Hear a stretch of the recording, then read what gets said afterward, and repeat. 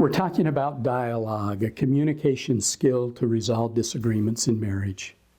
You may remember that in the last lecture we talked about step 1, which is start with respect. We're now moving on to step 2, which is to create a pool of shared understanding.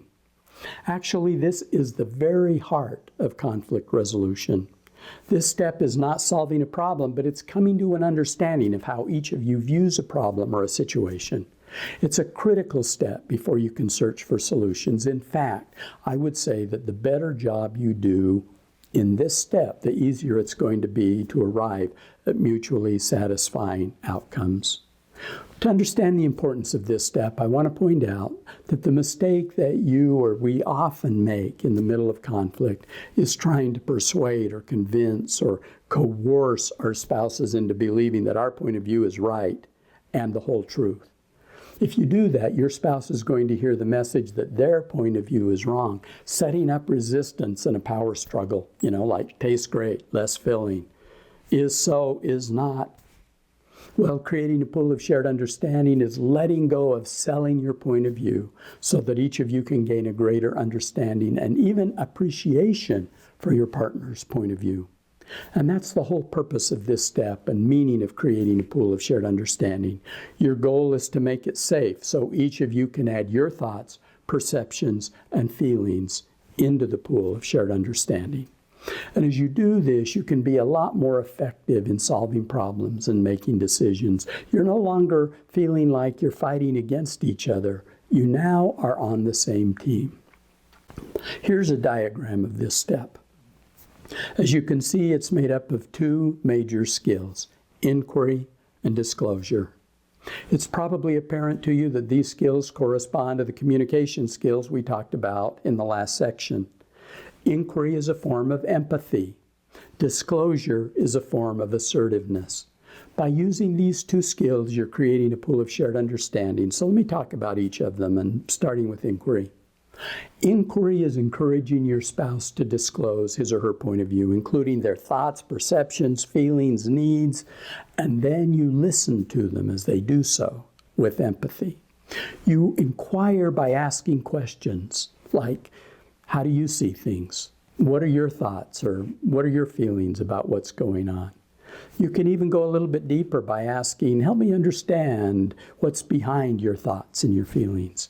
Help me understand how you arrived at your perceptions and your assumptions. Inquiry is more than listening. It's actively drawing others out and genuinely trying to seek and understand their point of view. You inquire by asking questions or making statements that encourage your partner to be self-disclosing. You then acknowledge their point of view, which does not necessarily mean you agree with everything he or she has said. In fact, you won't agree with everything. But acknowledging is letting them know that you're listening, you're doing your best to hear what they're saying. You've put aside, albeit temporarily, you've put aside your own point of view to make sure you understand their point of view. And as they share their point of view, you respond with good active listening, like, let's see if I understand what you're saying. Is this how you see it? And so on.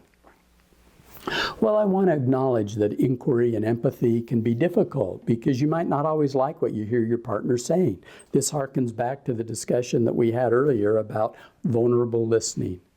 Sometimes you can get hooked into defending or attacking, or at least tempted into defending yourself or wanting to explain your own point of view. It's really important that you not do so during inquiry. One of the most powerful ways to not only grow your relationship, but even yourself, your own emotional maturity, is to be able to listen and allow your spouse to have their point of view. And sometimes this is hard. If it's too hard, you might need to take a little break and do some self-soothing. But as you learn to do this, you're granting a wonderful gift of understanding to your spouse, a gift that is not only refreshing, but soothing. Well, if you initiated the conversation, it's best if you begin this step of conflict resolution with inquiry rather than disclosure. As Stephen Covey said, seek first to understand. And this lets your partner know that you're interested in their point of view. Your intent isn't to argue for your own way, but to understand how they see things. Starting in this way makes them more open and likely to engage in the conversation. It builds trust and goodwill. Now let me talk about disclosure. Disclosure is stating your point of view, including your thoughts and feelings and needs and so on. This is the situation as I see it. These are my thoughts and or my feelings about what's going on. This is how I arrived at my perceptions and assumptions. It says it's important to disclose your point of view clearly, yet non-dogmatically. Although this might seem like a contradiction, it really is not. You're clear and assertive in your presentation of your ideas, and yet at the same time, you remain open to input and a willingness to be influenced by your partner. You don't want to begin with blaming statements or you statements, you make me so mad, but rather you begin your disclosure with I statements that help you retain ownership of your thoughts and your feelings. You certainly don't want to come off as my way or the highway. It's a more tentative approach. This is the situation as I see it. These are my feelings about what's going on. It can also be helpful sometimes to talk about how you arrived at your perceptions, and then you end your disclosure with inquiry. What do you think? And thereby you're giving the floor back to your partner. The idea is to go back and forth, as you can see from this diagram, balancing inquiry with disclosure and disclosure with inquiry.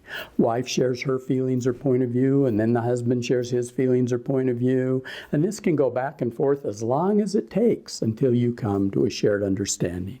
The process isn't linear. It doesn't necessarily unfold in a predictable way.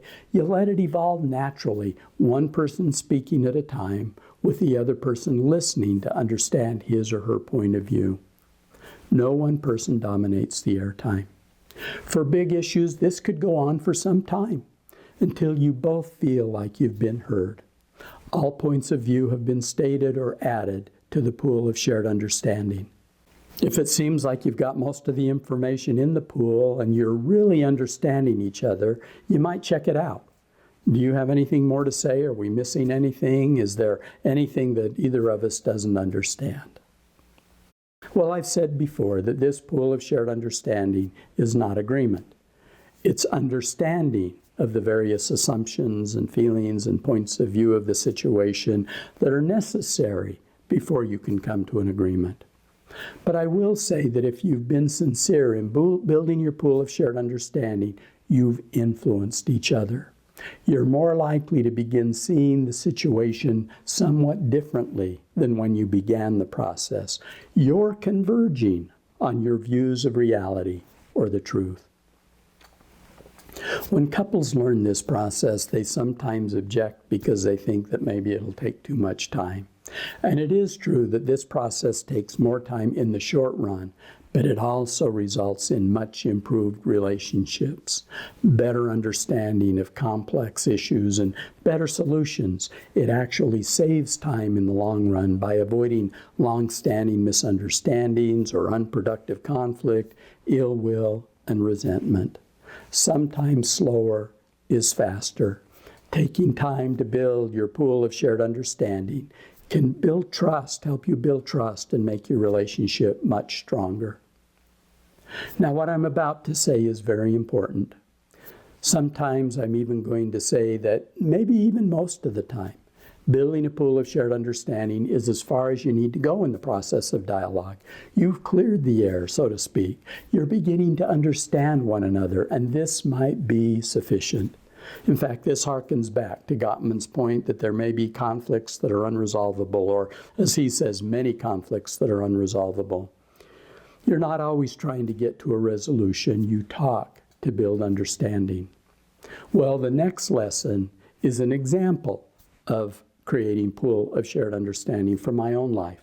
Hopefully, it will give you some insight into what the process is like. And by the way, here's a disclosure. I also use this example in my course on Become a Master at Resolving Conflict, but I'm also thinking it's valuable here. So then, following that example, we're going to go on to the next step, which is resolving, which is step 3, searching for solutions.